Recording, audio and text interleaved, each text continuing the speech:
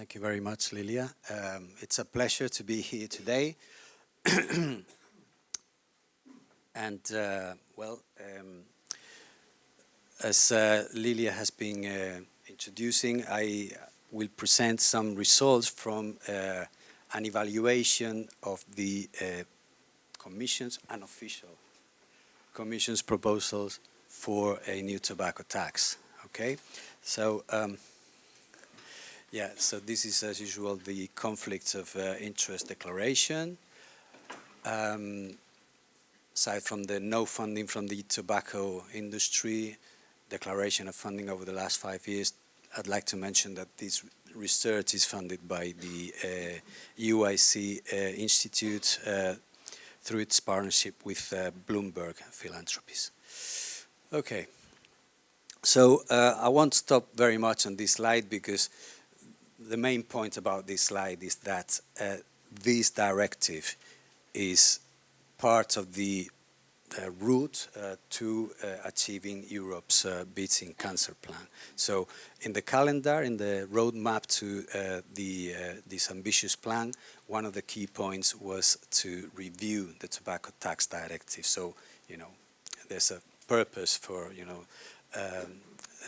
let's not lose the goal, which is to improve the health of the Europeans.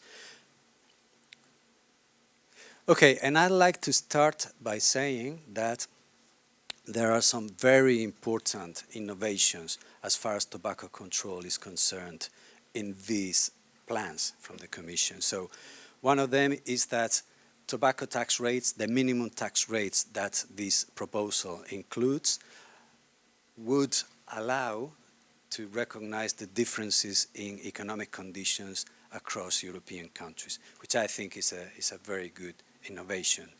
Also, there are provisions for the adjustment of tax rates according to the evolution of inflation, which is very important also for tobacco control.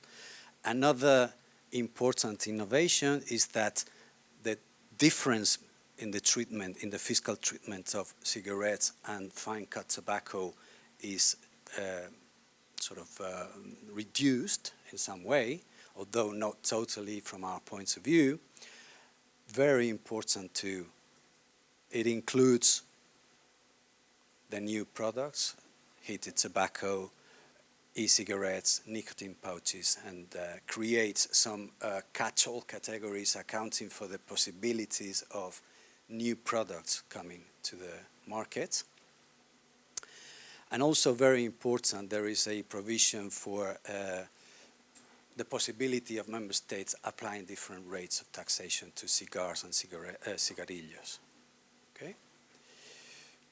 It's not on the slide, but I should mention it. It also includes raw tobacco. It creates a category for raw tobacco, which I think opens the possibility for, the control of this product. Okay, so, I think it's unfortunate that this proposal has been withdrawn from the legislative process, and I will advance one of the conclusions: the sooner the process is restarted, the better. Okay, so that's an advance from my conclusions. But before that, let's take a trip and see, what some of the things that we are missing due to the delay. So I'm going to focus in this talk on cigarettes and fine-cut tobacco. Why? Well, because they're not fashionable anymore, in the sense that there are some very exciting new products out there. They are still the main health hazards when it comes to the market for tobacco products. And you can see that, this is just a comparison of the value of the tobacco market in 2015 and 2022, accounting for inflation. And you can see that the new products are more important now, but they are still, a sort of relatively small fraction of the whole lot. So whatever happens with cigarettes and FCT, is going to be the main determinant of the health effects over the next years. I don't know how many, but you know, I think that it's important to bear that in mind.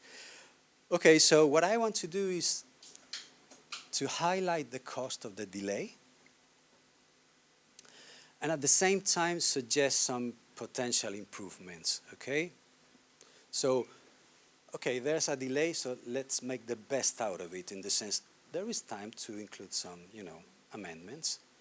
And, you know, I will briefly talk about some of those amendments, when, you know, particularly in the case of cigarettes and FCT. And what this evaluation has looked at is a series of outcomes. So first of all, the retail prices and the price gaps across products and borders. Let me remind you that one of the motivations behind the renewal of the Tobacco Tax Directive is the concern about price gaps between products, FCT and cigarettes, and also the differences in prices across borders. We also look at the affordability of cigarettes, and cigarettes in this case for today's presentation. Affordability is nothing more than a measure that looks at the economic effort necessary to purchase tobacco products, to see how that's changed and how these proposals would affect it. Obviously, we have looked at most important outcome here, which is how much would consumption of these products would change if this proposal was adopted. And in association, how would smoking prevalence change? And as a result of that, how would premature deaths due to tobacco-related disease change over the future? Okay? And finally, of course, another important outcome is excise revenue. Okay? So, move straight ahead to the effects on retail prices. So basically what this graph is showing is for FCT here on the bottom part of the graph and cigarettes in the top part of the graph, what would happen if nothing changes? So that would be this straight line here. That would be the evolution of the average price of fine-cut tobacco in the European Union, starting from, you know, where we are now over the next 5 years. Same for cigarettes, and as you can see, there's a substantial gap between the two products. And this broken line here is what would happen to both products' prices if the proposal was adopted as of 2025, which is the original plan, as I understand. So you can, sorry, sorry, Francesco. So as you can see, there would be an effect on the prices of cigarettes and FCT, in the sense that both products' prices would increase. But unfortunately, these proposals per se would not have a substantial effect on the price gap between the products. So that's one of the things that, you know, okay, you know, this is good because prices go up, but the price gap between the two products remains, you know, pretty much like it was before, okay? Right, so I believe that there have been some, you have been given some infographics with the effects of the proposals at the country-specific level. Okay, so what, you know, what you have in this graph is just, you know, a breakdown by country. And so these are the prices of cigarettes and FCT, and you know, details don't matter a lot now, but one thing to say is that these reforms would not be binding for states that already apply a high level of taxation. And these countries, these member states, are Denmark, the Netherlands, Belgium, Finland, France, and Ireland. Okay, so that's why, you know, the height of the bars are the same for those 6 countries. Okay, no, I mean, and that's assuming that these countries don't change taxes individually. Okay, so this is just looking at the effects of the reforms alone, the reforms in the TTD proposal alone. And that's the same thing for FCT. So you can see that, you know, what happens at average in the previous graph pretty much happens also at the country level. And as I say, you've got infographics for country-specific effects. Okay. Another of the outcomes to consider was cross-border price gaps. And okay, for the case of cigarettes, I've highlighted 4 so-called hotspots for cross-border trading. One around the Baltic, another in the northeast of the European Union, another in the northwest, and another in the southwest. So what you have is,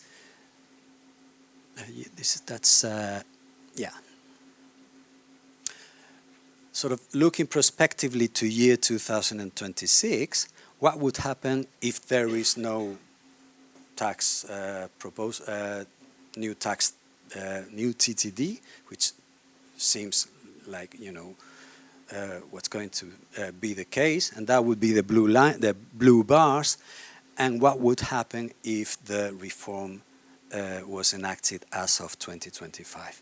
And obviously there are changes, and you know the changes are in the expected direction that prices go up.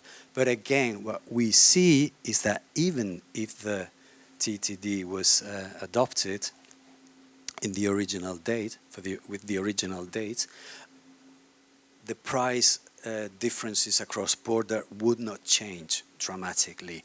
And if we actually look at what happens around France, for the case of FCT, we can see, well, you know, some effects here, some effects there, but basically, you know, there's still this huge gap, okay, due to differences in tax rates across borders. Okay, affordability. Okay, so basically this is looking at how much it costs you to buy 1,000 cigarettes out of household expenditure per capita.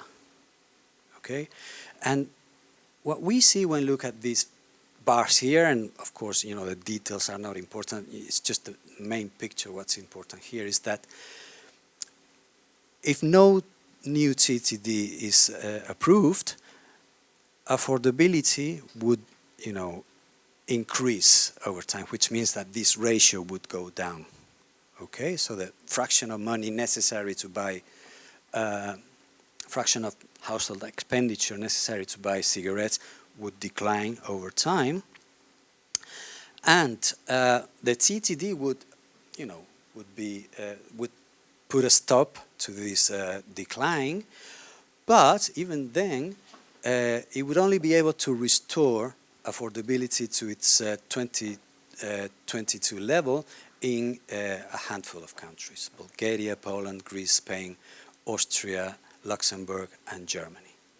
Okay? Right, very quickly.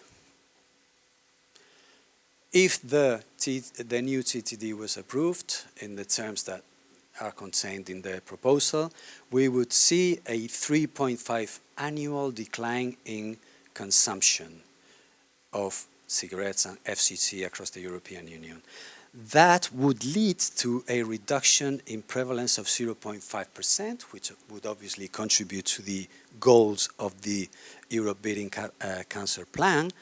And this is translated into a reduction of more than 500,000 in premature deaths looking to the future. Okay, so that's very important. Please.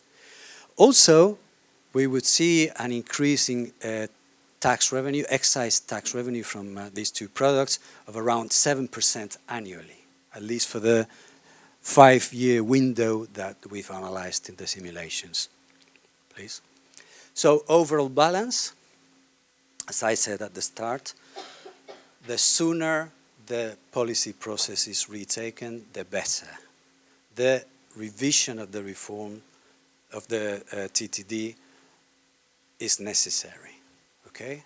It has positive outcomes on most outcomes of interest for public health. And all that member states can do to compensate for this delay, okay, within the current directive. Obviously, new products are left out of the current directive, but, for these traditional products, there are many things that can be done. And, I leave it to my colleagues who will go into these more country-specific measures. Thank you very much. Coming from Serbia. So, lovely presentation, and I'm always glad to hear what you have to tell us. I was wondering about two questions. So the first one was, what do you think about introducing PPP into the whole TTD agenda? So is it worthy or it's not? And the second thing, what else should be included if we are talking about some new tobacco tax directive that could come in 2 years in order to achieve already set goals? Thank you, Jon. Very quickly, that's how you know that you are in a meeting with economists. PPP, TTD. But we'll explain. Ángel, please. Okay, so I will explain what the PPP adjustment. I will explain what the PPP adjustment means. It means that the Tobacco Tax Directive sets an amount that, let's say 180 euro per 1,000 cigarettes. So that's the minimum tax rate that cigarettes have to comply with. But this 180 is different according to the country. It's perhaps more in some countries and perhaps less in some countries. And this difference has to do with the purchasing power of countries. So we know that the price level and the income level is greater in some countries than in other countries, and there are huge differences if you move from north to south and west to east. So this is a way of adapting the tax rates to the economic circumstances of different countries, and that is something that we have advocated for in the past, and it's pleasant to see it in the draft of the directive. Okay, so that's a positive innovation in my view. The other question is how to make this. I understood that. What are the specific measures that we would advocate for in order to? Okay. We've had a meeting this morning where, we have actually looked in detail at these measures, but it has to do with the architecture of the minimum tax rates. There are certain clauses that allow the intended tax rates to be actually lower than, what you may see at first sight, okay? I'm not sure whether this is the right moment to go into the technical details, but I'll be happy to talk about them later on with you. But basically, this architecture creates some loopholes that some member states do not correct. Okay? Some states do correct them, and it's fine. But some other states, depending on their stance on tobacco control, they do not. And I think that, since this is a piece of legislation that's about setting excise tax floors, minimum rates, I think that it would be necessary to make sure that you close those loopholes right from the start. Okay? Any other questions? Yes, two. Okay, first here and then France. Silvano, please. Hi, Silvano Gallus from Milan, Italy. Thank you, Ángel, for your presentation. I must confess that the results are a bit disappointing to me, particularly to me because we count on Europe, in the sense that in Italy it is very difficult to have an increase of taxation or price of cigarettes. And therefore, our hope was that the European Union could help us in increasing the prices. But for what I've seen, we will not have a revolution of prices or of taxation with this directive. Therefore, it is a bit disappointing for me. It was just a comment, and I wanted you to reply. Can I maybe jump before you quickly? Yes, but but the text proposal, it should be adopted by the council. It's unanimity. Every member state should agree. That's why it's either we have a proposal or we don't, although we don't. But it's not as Tobacco Products Directive that is adopted by the Parliament. So I guess that has an impact why it's not as ambitious as we, in some sense, would like it to see. And well, we share that opinion as tobacco control community. Of course, we want more. But the reality, the political reality of unanimity, I think, and Ángel, if you have something to add, please. Well, I think it all boils down to this necessary but insufficient. Yeah? So it's necessary. We want it to go forward. We are sorry that there's a delay in the policy process, but we want more. So Florence? Thank you very much, Ángel, for your very, very clear presentation. It really struck me at the beginning of your presentation that really the problem is still cigarettes and roll your own, but you call it FCT. Roll your own.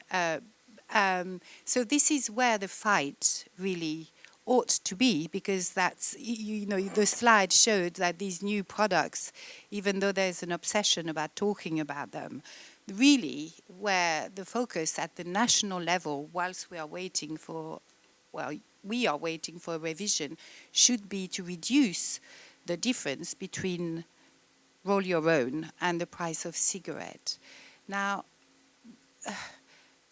those who smoke roll your own, because the price is so different, are the young people. And so it hasn't changed. It was the same 10 years ago and 5 years ago, and still now. It is still the young people, because of the price, the substitution, use it. So at national level, it's a very, very powerful argument to actually put the price up on roll your own. Why do you think in the new proposal they have not? You say that they had reduced it, but it's the price of cigarettes is much higher, and so all the young people use roll your own. They don't use cigarettes anymore. This is the fight.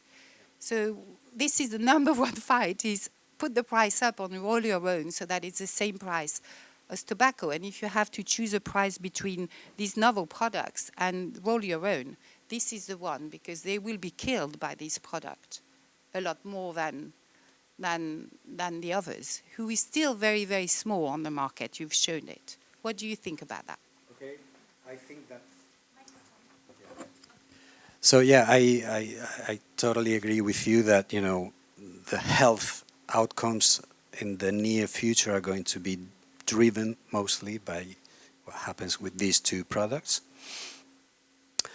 I think that the reasons why the proposal shortfall of our expectations or wishes, it has to do with the architecture of the minimum rates. And there are two issues when it comes to the price gap between FCT and cigarettes. One of them is the implicit weight equivalence.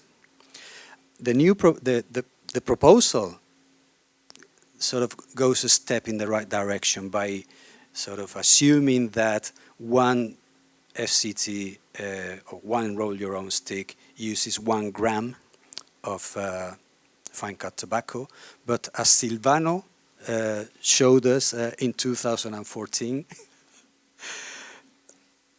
the equivalence rate is 0.7.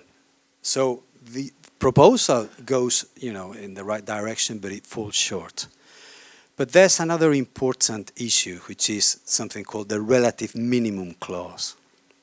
Now, this relative minimum clause means that member states can choose to fix their minimum tax rates according to either a fixed amount or a proportion of the average price of FCT in their markets. So it's either or. While for cigarettes, we don't have this possibility, and this possibility was removed with the current directive. Because before that, and you remember, because you took part in the process, this problem also happened for cigarettes. So I think that if those two measures were taken, those two sort of loopholes were addressed, that price gap there would shorten substantially.